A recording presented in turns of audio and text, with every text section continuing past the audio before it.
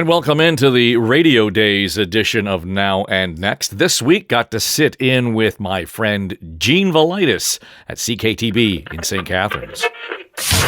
If it's 9 to noon, it must be Gene Valaitis on 610 CKTB, Niagara's News and Talk.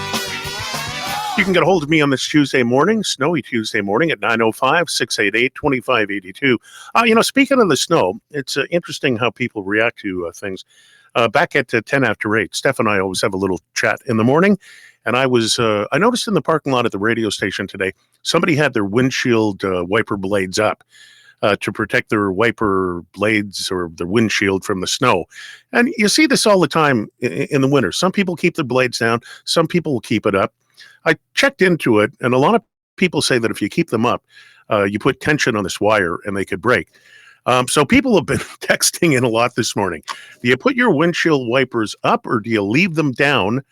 And what's the best to do? Up or down? Up or down? So you can comment on that throughout the course of the show today, and we'll have fun. The one and only John Lidkey will be joining us later in this hour. John has... he's a rough and gruff guy. He's got an interesting take on everything. And our number 2, Dan McTeague, will be here. He's the president of Canadians for Affordable Energy, also the gas wizard. I cannot wait to talk to Dan about this pipeline deal, or maybe lack of a deal, with him next hour. Right now, though, it's a Tuesday morning, and I'm happy to have back Dave Trafford, investigative journalist and podcaster. He's been around the block a couple of times. Good morning, Dave Trafford. Hello, Gene. Hello, Gene. When you get Dan on, I want him to explain to me why the gas goes from $1.32 a liter, and then 4 blocks away it's $1.17 at the same gas station. They're both Esso stations. I need that explained to me somehow. I don't get that. Well, he's the guy to do it too. Right? So winter snowfall. You wiper blades up or down? Down. Down. Me too. Yeah. I don't get the blades. I've never had up. a problem with it. Mind you, somebody texted me in, and he used to where is it? He worked at the base of Niagara Falls, and there's a lot of mist coming off Niagara Falls, and he said that they would keep them up because the mist would freeze the wiper blades to the window. So I can understand that if you're working close to Niagara Falls, but I just don't get putting the blades up in any event. Well, Mr. Trafford, speaking of winter, you may have caught this on Valaitis on the news. I worked in Ottawa for a little while at a radio station there, and they have the Rideau Canal. And when it gets really, really cold, sometimes it doesn't freeze, but generally it does. They let a lot of the water down, and the whole canal freezes, and it turns into the world's longest skating rink. It's really spectacular. And as I was telling Steph this morning, I used to skate to work. I'd hop on the canal, and I'd skate about a mile and a half, and I'd get to the radio station there, and I'd put my blades back on at the end of the day, and I would skate home. It was the coolest thing in the world. But now we learned this morning that the Governor General is thinking about spending between $6 and $8 million to install an open-air skating pavilion, complete with artificial ice and a decorative roof to, quote, protect it from climate change. I mean, the Governor General, who basically, doesn't do much of anything, doesn't she know that there's this great skating rink less than 2 kilometers away from the home for which we pay? Yeah, I just want to be clear. Are we talking about the Rideau rink, the Rideau Hall rink? Because it's been there for a long time, right? No, she wants to completely redo it, $6 to $8 million. No, they're renovating it, right? They're actually installing new what do you call it? All the works to make sure that it's properly refrigerated and all that kind of stuff. I get it. But and I understand how, the FOI can kind of launch off the outrage button every once in a while, that kind of stuff. But here's, when we talked about Carney and his budgets and everything else, and he was taking a lot of grief for saying, we're going to spend less but invest more. This is a small example of that. This has been a piece of public infrastructure for 150 years. Now, admittedly, it was somebody out there flooding the rink in the middle of the winter, and they turned it into an outdoor rink. But it's an asset for the city. It's an asset for, the country, I guess, if you want to get grand about it.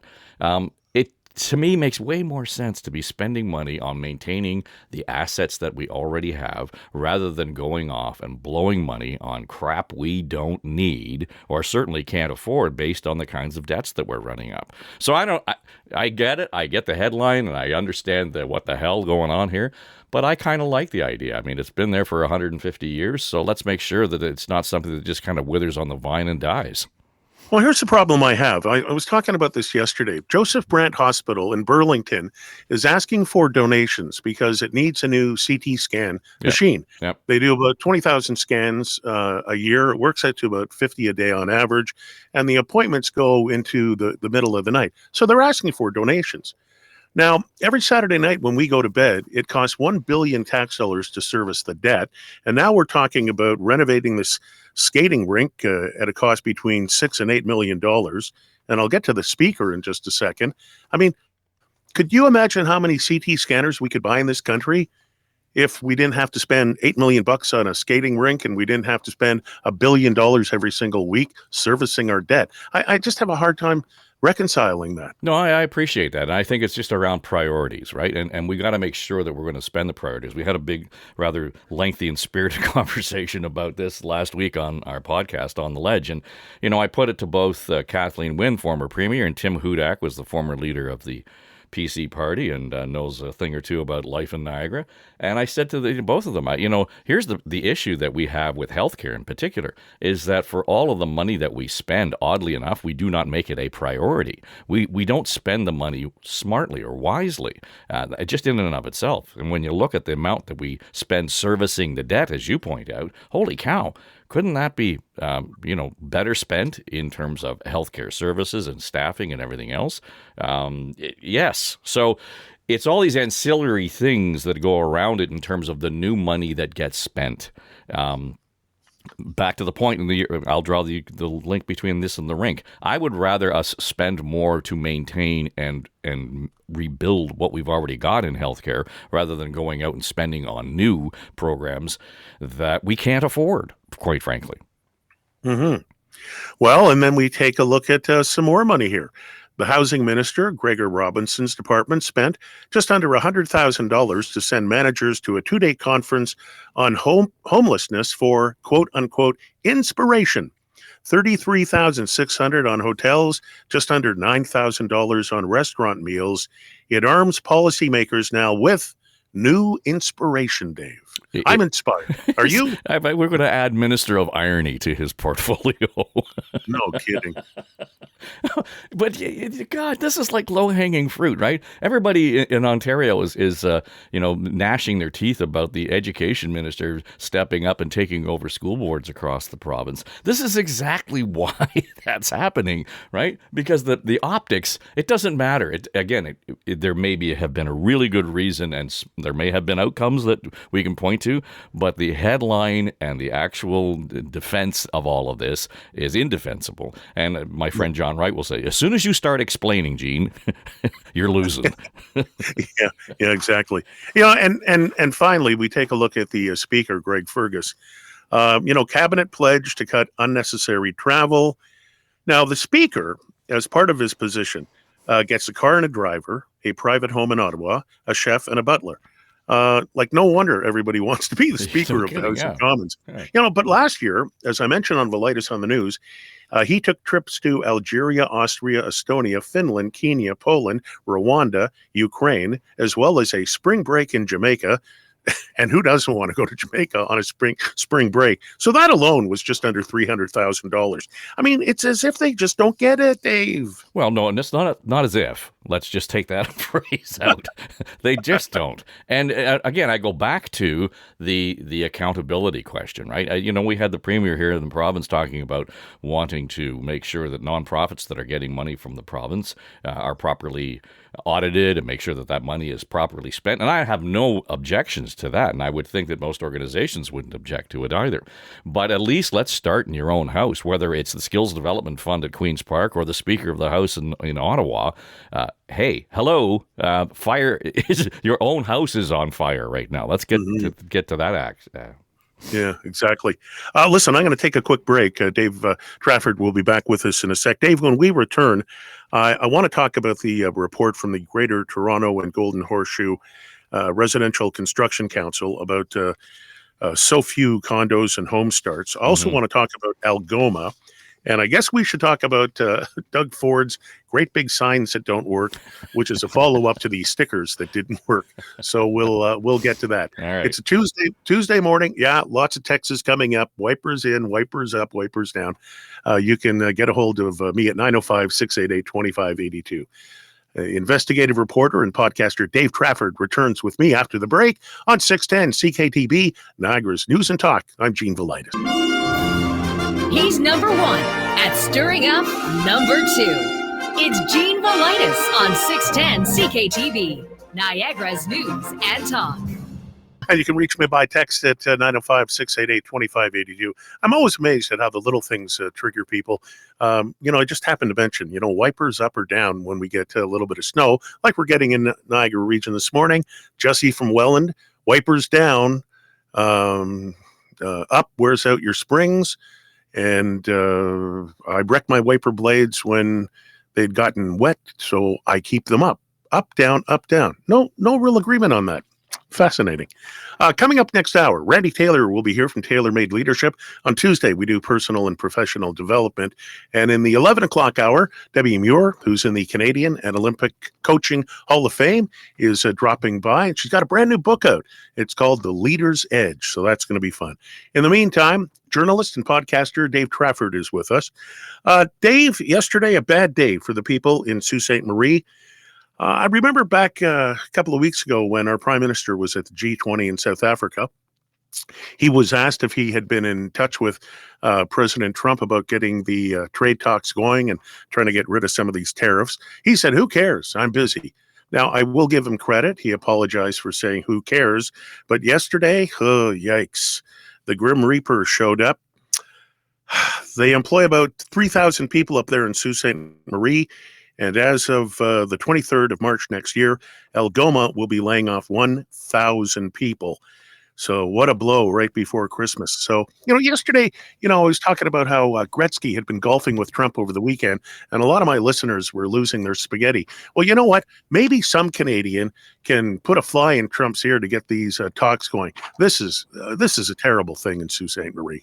Yeah, I used to live in the Sioux when I was a kid, and as so goes the Sioux, as goes Algoma Steel. I mean, keeping in mind that the 1,000 of the 2,800 or 3,000 workers at Algoma is significant enough, but keep in mind that there's only like 72,000 people live in the Sioux. Mm-hmm. So it's a significant part of the population. And then you start, talking about all the ancillary businesses that would be affected as soon as those 1,000 workers are on the sideline. And it doesn't sound like all of the jobs will come back. Now, keeping in mind, there were going to be layoffs.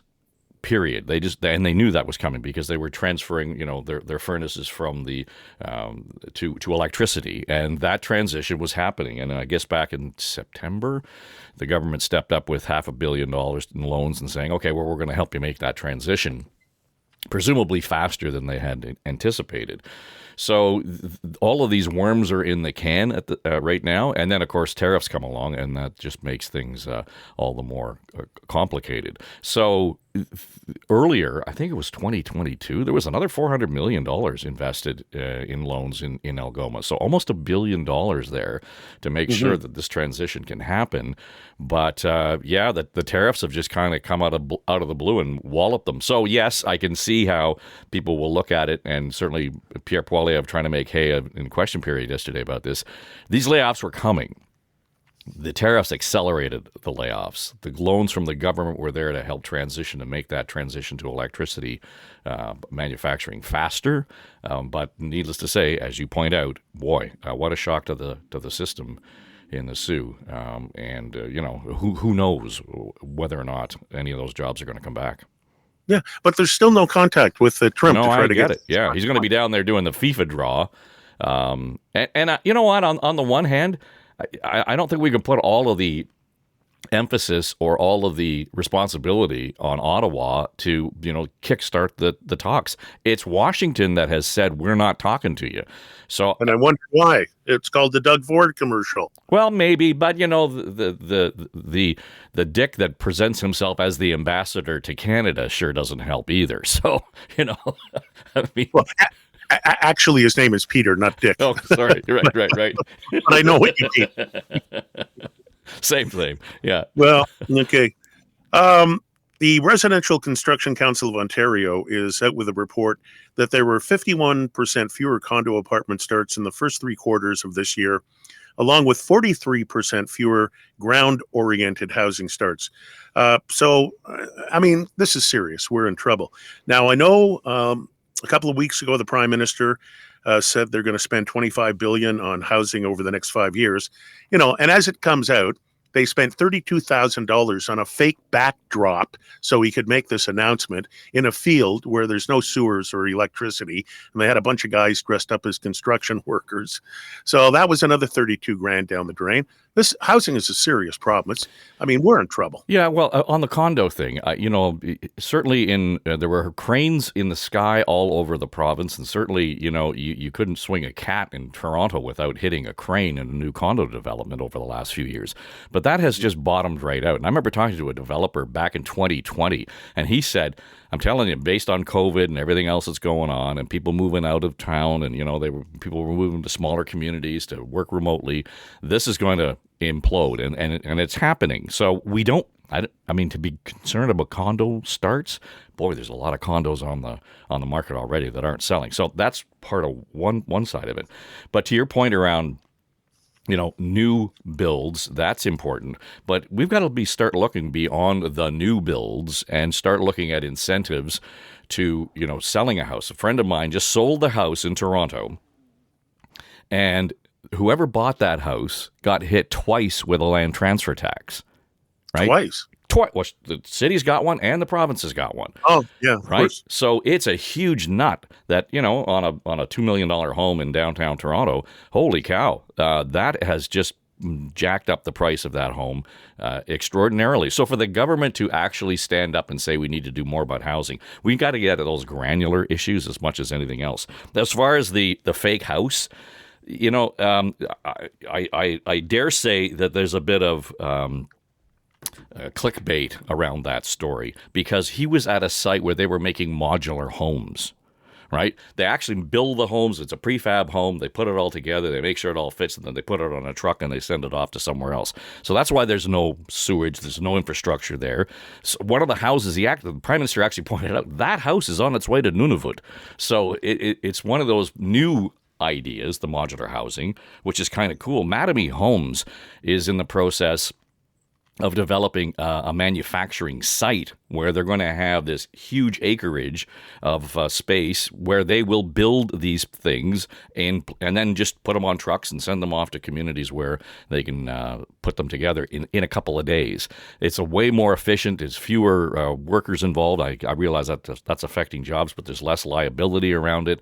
There's all kinds of good reasons to be doing that. But you're right. On the surface of it, they didn't make it very clear that they were standing in front of a modular home building site. That's called a prop. I was never for the speed cameras. I agreed with Doug Ford. They were a cash grab, and it was Big Brother. I need fewer, not more cameras checking me and my life out. And it's, I found it interesting that as soon as the cameras went away, people weren't saying, oh, my God, the roads are going to be so unsafe. Everything's going to be terrible. Kids are going to die. No, Olivia Chow in Toronto and the regional transportation planning manager here in Niagara, they were all saying, we've lost all these revenues. It was all about revenues and not about safety. But Doug Ford to the rescue. He said, we're going to build these really big signs and tell people to slow down. And Dave, we know what happened. The signs they built were too big for the existing poles. Yeah, and this has got meme written all over it, right? It just is hilarious. But I will say that when the cameras were disconnected. They stopped, issuing tickets. In some municipalities, they're keeping them up to actually collect data to see what the traffic flow is like and everything else. And I heard a city councilor in Brampton last week say that since the cameras were, turned off for fine purposes, they kept them going, that the number of vehicles traveling through the area went up by 50% over 11 kilometers over the speed limit. So the speeding went up 11 kilometers over the speed limit by 50% within days of them disconnecting the cameras. So people were paying attention to those cameras, and they were actually making a difference in terms of controlling the speed. We can argue about where that money was spent. The cities will tell you, and the municipalities will tell you, the only place they could spend that was on road safety. But the comical thing about the signs was it the city councilor in Ottawa? He had the picture taken of him, and it looked like he was like Jesus on the cross. Nailed to one of these signs. It was quite comical. But, there's not a lot of thinking going on here. We're going to have roundabouts or speed bumps on some major streets. I just don't see. And imagine the amount of time and energy that's going to cause in terms of slowing down traffic and screwing up commutes. Yeah, well, yeah. But I think speed bumps and speed humps will work. They just have to get it done. But it's kind of like from the guy who gave you the stickers, it didn't stick, the signs. Right. Kind of a and shame. The license plates you couldn't read. Yeah. It's always something, isn't it? Hey, listen, before we wrap up here, I want to give you a chance to talk about this big fundraiser you were talking about the last time we were with us for the St. Clair Inn. What happened with that? Yeah, we had our 3 performances of The Promise on the weekend, and it was terrific. We had set a goal of $15,000 to support the inn over the 3 shows, and we blew right through it. So those of you who stepped up and made it to the show, thank you. And those of you who couldn't get to the show but made a donation, thank you as well. This is important work that they do. Transitional housing for homeless women in Toronto, and it's a great model to support the most vulnerable in our community, and considering it's Giving Tuesday, if you want to check it out, stclairin.com. They'd be happy to take whatever you've got that you can pass along to help them with the mission.